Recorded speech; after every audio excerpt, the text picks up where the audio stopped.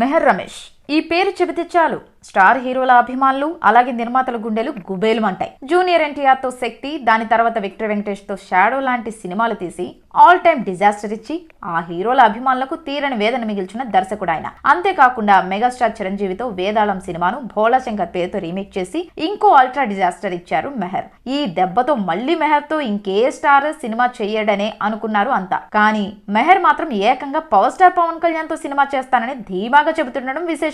ఓ ఇంటర్వ్యూలో పెద్దన్నతో చేశారు, చిన్నన్నతో సినిమా ఎప్పుడు అని అడిగితే ఖచ్చితంగా పవన్ కళ్యాణ్ గారితో నేను సినిమా చేస్తా, సమస్యే లేదు అని మెహర్ అన్నారు. ఇంత కాన్ఫిడెంట్ గా చెబుతున్నారంటే సినిమా ఫిక్స్ అయిపోయిందా ఏంటి అని అడిగితే నేను ఫిక్స్ అయ్యా, చిరంజీవి గారితో సినిమా చెయ్యాలనుకున్నాను, చేశాను, పవన్ కళ్యాణ్ గారితో 100% సినిమా చేస్తా అని ధీమాగా చెప్పాడు మెహర్. ఈ మాట పవన్ అభిమానులను ఒకంత కంగారెత్తిస్తున్నప్పటికీ పవన్ రాజకీయంగా ఇప్పుడున్న బిజీలో కొత్త సినిమాలేవి ఒప్పుకోరని ధీమాతో ఉన్నారు అభిమానులు.